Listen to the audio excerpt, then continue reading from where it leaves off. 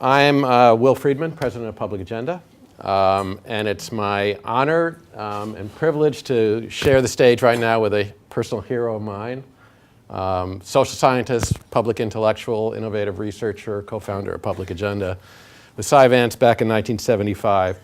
For those in the room who are not completely familiar with Public Agenda's work, what we're about is helping leaders and citizens navigate divisive, complex issues along the lines of what Bob was just saying, and work together on solutions and reach across those bridges so we can make progress.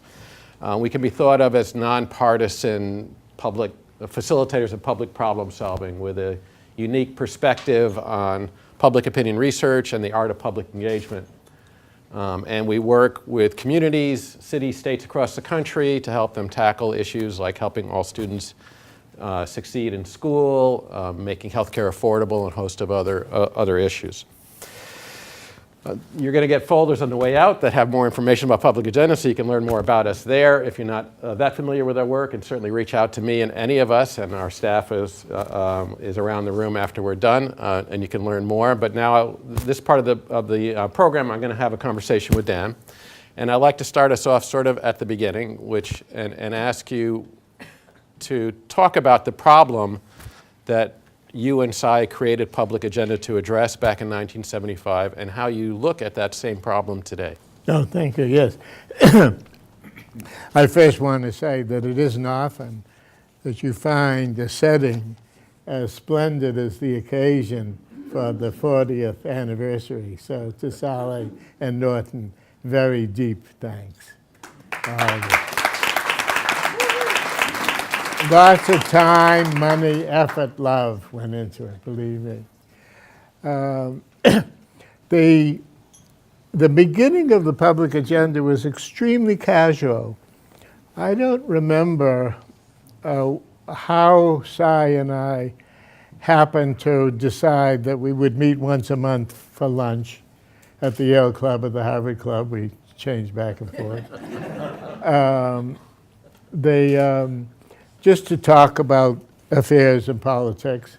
And on the one particular occasion, both of us had reached the same level of disgust. The problems of the country, we were just entering the serious period of stagflation that was to haunt the country for the next 4 or 5 years. So, and then the tension with Russia over nuclear arms. And for the first time since the 50s and 60s, public trust and confidence in government had plunged from the 60s and 70s down to the 30s and 40s. And what was the media obsessed with? Quemoy and Matsu. Quemoy and Matsu, 2 tiny islands in the Straits of Formosa. And it just seemed so ridiculous. And so, as we exchanged views about whether there was anything that we could do as individuals, I said, you know, with the polling apparatus that we have, if we have some very modest funding, we can get a picture of how the public feels about these pressing issues and how the elites feel, and something that the future candidates for president will want to know, because that's one way that the democracy has of straightening itself out. And he had access to the leaders, which I didn't have. And so we decided that why not? And we each put up $5,000 and dunned our friends till we got our budget of $100,000, five, and five. And some of whom may be in this room. And so we were off.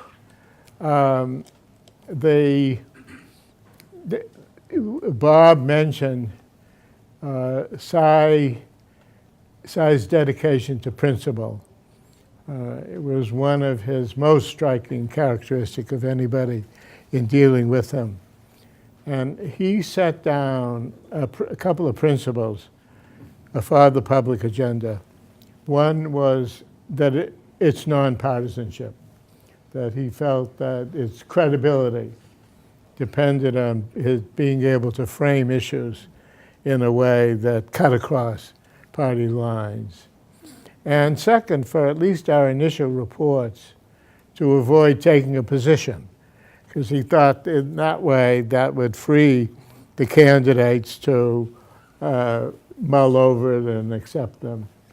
And so we went ahead, we did the research, we produced 3 reports, one on unemployment and inflation, one on foreign policy, and one on trust in government. And I think they're good. You know, Surprise. yeah. And I quoted the report on the government one in the new book that all of you will get as you leave. So if you're interested in it, you can refer back to it.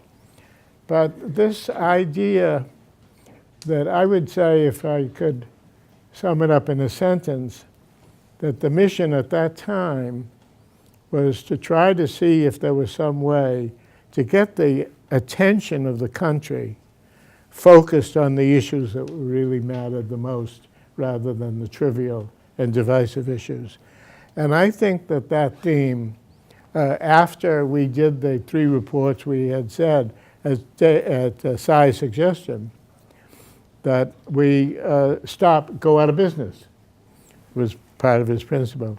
But I was reluctant to do that. So God bless the Ford Foundation. And they came through and did a feasibility study and came to the conclusion that that service was as relevant in non-election times, maybe even more so than in election times.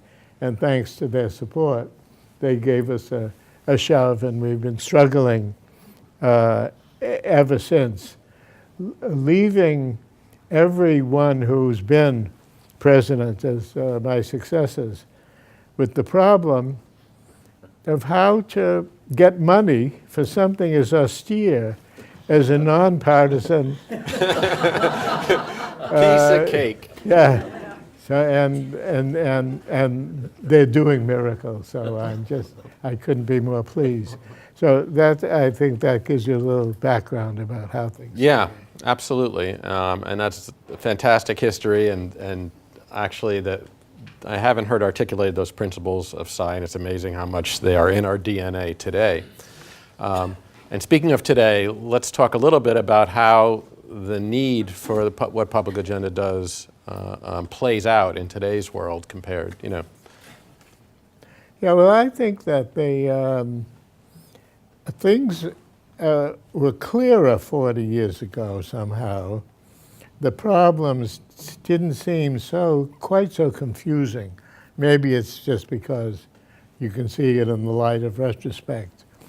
But the problems of today, particularly the problem that the Public Agenda has taken on, a problem of tackling aspects of inequality that are critical to the nation's future and success. And I just make 2 points or so about that. One is, if you stay with the principle of nonpartisanship, it leads you to focus on some aspects of inequality rather than others. The 2 main aspects of inequality are the dramatic differences in income between the 1/10 of 1%, 1/100th of 1%, the 1%, and everybody else. And the other aspect is lack of social mobility, inequality in the sense of stagnant wages and difficulty in moving forward and in upward mobility. And the couple of features of the income inequality part of it doesn't bother Americans. It isn't that it wouldn't at some point. But compared to the two aspects, people can live easily with the idea that there are other people making a lot of money, because you never know. I tell you, that aspect, you never know. You see, you have to be in the polling business to realize how important that can be to people. And but the other aspect, the blocked social mobility, goes right to the heart of the American dream. And that promise, if that's betrayed, that's what's going to lead to political instability, not differences in income. And also, that's the part that is nonpartisan. The other aspect gets you into redistribution, which is a sort of a violently partisan issue. And the social mobility certainly will get into the concept of more taxes and more income and so forth. But it's not its main focus. Its main focus is to take and revitalize the American dream. So my hope is that you'll use Tsai's principle of nonpartisanship to help focus on those aspects of inequality, block social mobility, that people left and right care about. It's truly nonpartisan. And also, one final thought about it. There are two very different aspects to it that require different approaches. One aspect has to do with the fact that we are falling behind from a competitive point of view in terms of the skills of the workforce. And if with more competitive world skills, that will help resolve a big chunk of the problem of the hollowing out of the middle class, because then you'll have people equipped to take on the jobs that require the greatest skills. And that may involve government programs and programs having to do with rejuggling our education system, our system of higher education that is really failing us in terms of delivering value. That has to be looked at, it has to be faced up to. And even though it's controversial, it can be approached in a nonpartisan way. But I would not want to push all of the emphasis on programs that are initiated by government, because it seems to me that if you look back just to the end of World War II, from World War II up to about the time that we founded the Public Agenda, we had what I think of as democracy-friendly capitalism, where capitalism advanced by virtue of the middle class advancing. And people look forward to steady increases in income, and they're very optimistic about the prospect for their kids. And since that time, really since the 70s, we've gone off into a form of, it's not quite crony capitalism, but it's a form of capitalism that is not democracy friendly. And if you look at it from certain lens, partisan lens, situation looks hopeless.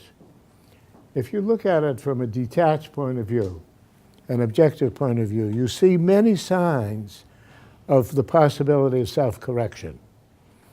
That some of those signs are very evident and obvious, like the Bill Gates and the Warren Buffett, who represent what you were talking about, the beyond noblesse oblige, that sense of moral obligation. But then the system itself, just in the past few months, you have the biggest fund, pension fund in the country, CalPERS in California, and they've made a declaration that they're not going to invest anymore in the hedge fund favorites that are short-term and that don't take the long-term perspective into account and that don't balance the values of the workforce with the values of hedge funds and investors. That's not trivial. You know, that's not this fellow who's decided everybody should make $70,000. CalPERS is a real force. And Larry Fink, the president of BlackRock, writing the letter that he wrote last week to 500 S&P CEOs, saying you cannot go on favoring investors over the workforce. Larry Fink controls $4 trillion of investment. So, you know, the numbers, when you put together CalPERS and its size, and Larry Fink, you know, this is not the corner store. I see it as signs of self-correction. So I don't know how optimistic or pessimistic it can be, but I don't think we should bias the inquiry into just what government can do, but also think of a way that we can restore the democracy-friendly form of capitalism. And it isn't a chimera or dream. It prevailed in the 40 years after World War II.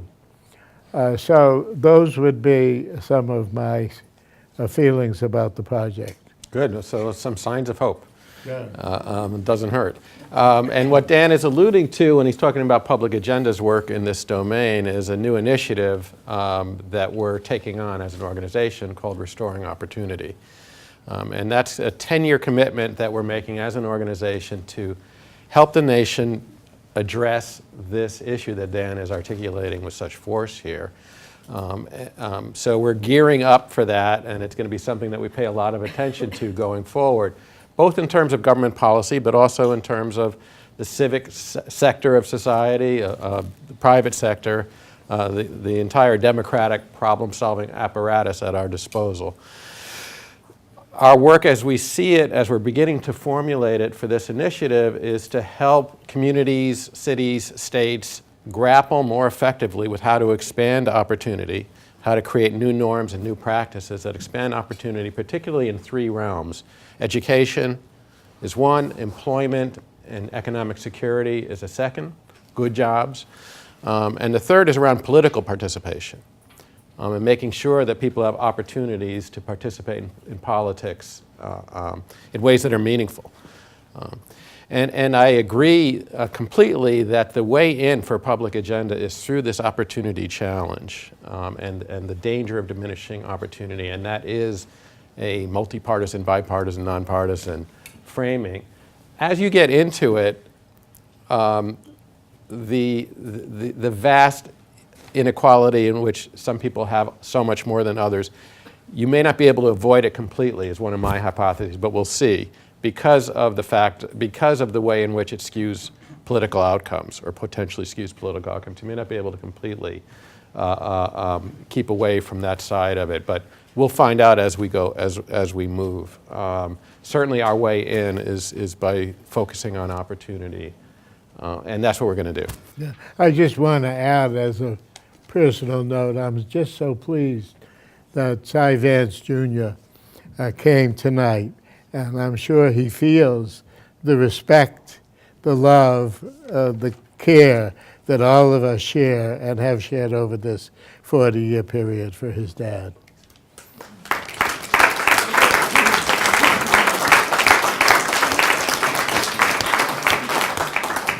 And I've been around long enough that as my early career public agenda, I overlapped with Cy when he was chair of the board, and it was an honor. So the last piece I want to get into in our part of the program is to talk a little bit about the civic democratic heart of the organization. If public agenda stands for anything, it's as Norton was saying, it's about standing up for the public, standing up for the notion that under the right conditions, residents become citizens and the public becomes a force for democratic renewal and problem solving. And understanding those conditions and how to nurture those conditions is something that Dan has bequeathed to us with his ideas and observations, which are unique, based on practice, based on thousands and thousands and thousands of hours of observing and engaging with people as they grapple with issues. And it's taught us so much. And because of that, not only are we announcing Restoring Opportunity tonight, but we're also announcing, and this is a surprise for you, a new Yankelovich Center for Public Judgment at Public Agenda.